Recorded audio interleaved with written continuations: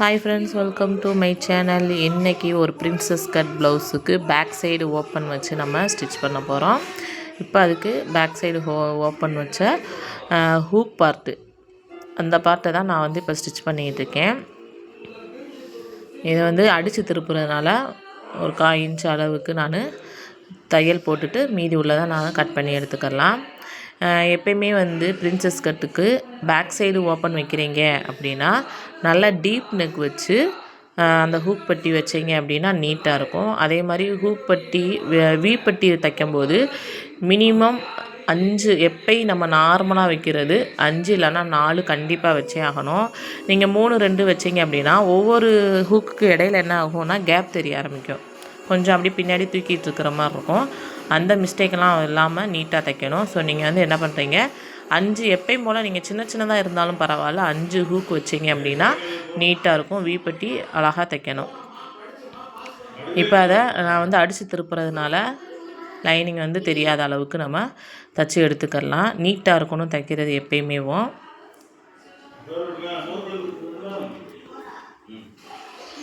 இப்போ ஃபுல்லாக நம்ம தைச்சி எடுத்துக்கலாம். இப்போ நெக் ஷேப் பாருங்கள் எவ்வளோ நீட்டாக இருக்குதுன்னு. இப்போ இதில் ஹூக் பட்டி தைக்கிற பார்ட்டா ஸோ நம்ம 2.5 இன்ச் அளவுக்கு நான் இந்த லைனிங் கிளாத் எடுத்திருக்கேன் நம்ம ஹூக் பட்டி வச்சு தைக்கிறதுக்கு. பாருங்கள் 2.5 இன்ச் இருக்கா. நம்ம ஃபோல்டு பண்ணி தைக்கிற வரைக்கும் கரெக்டாக இருக்கணும். ஸோ நீங்கள் 2.5 இன்ச்சு போதும். இப்போ கீழே நம்ம 1.5 இன்ச்சுக்கு மார்க் பண்ணியிருப்போம் முதுகு பார்ட் மடித்து தைக்கிறதுக்கு. அதே அளவுக்கு 1.5 இன்ச் அளவுக்கு மார்க் பண்ணி தைச்சிக்கோங்க. இல்லை அப்படின்னா ஃப்ரண்ட் பீஸ் நீங்கள் ஸ்டிச் பண்ணிட்டீங்க அப்படின்னா பேக் சைடு வச்சு எப்படி இருக்குது அட்ஜஸ்ட் பண்ணிக்கிறணும். அப் அண்ட் டவுன்ஸ் வந்துருச்சு அப்படின்னா அட்ஜஸ்ட் பண்ணிக்கோங்க. நம்ம ஒரு 1.5 இன்ச்சுக்கு தாராளமாக விட்டீங்க அப்படின்னா நம்ம அட்ஜஸ்ட் பண்ணுற சூழ்நிலை வந்தாலுமேவும் கரெக்டாக இருக்கணும். இப்போ இதை ஃபோல்டு பண்ணி அடிச்சாச்சு. நான் பேக் சைடு டாட் பிடிக்கலை. டாட் பிடிச்சா நல்லா இருக்குமான்றதை சொல்லுங்கள். கமெண்டில் கண்டிப்பாக கமெண்ட் பண்ணுங்கள். இப்போ இந்த கிளாத்தில் ஒரு 1/2 இன்ச் அளவுக்கு ஃபோல்டு பண்ணிவிட்டு அதையும் 2ஆக ஃபோல்டு பண்ணிக்கோங்க. இது நம்ம ஹூக் பட்டி தானே தைக்க போகிறோம். ஸோ நீங்கள் நல்ல பக்கமாக வச்சு ஒரு 1/4 இன்ச் அளவுக்கு ஸ்டிச் பண்ணி எடுத்துக்கலாம். ஹூக் பட்டி வி பட்டி எப்படி ஸ்டிச் பண்ணுறதுங்கிறத நான் கீழே அட்டாச் பண்ணுறேன். நீங்கள் போய் செக் பண்ணிக்கோங்க. இந்த கிளாத்தை திருப்பி அதுக்கு மேலே ஒரு படிமான தையல் போட்டுக்கலாம்.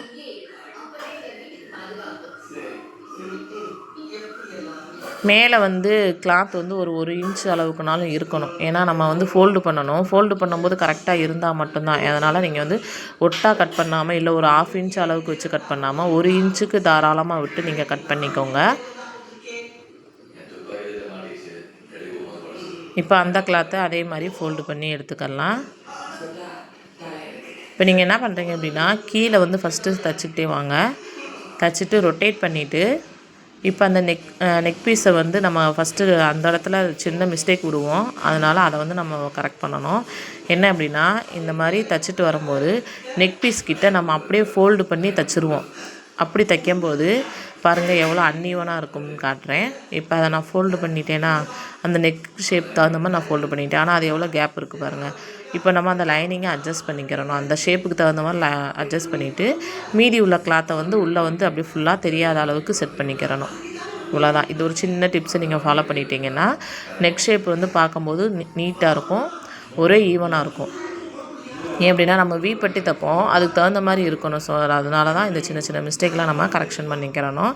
இப்போ 2 பார்ட்டையுமே தைச்சிட்டு நான் காட்டுறேன் பாருங்கள். நான் சொன்ன மாதிரி 5 வச்சுருக்கேன். இந்த வீடியோ பிடிச்சிருந்துச்சுன்னா லைக் பண்ணுங்கள், ஷேர் பண்ணுங்கள், மறக்காமல் சப்ஸ்கிரைப் பண்ணுங்கள்.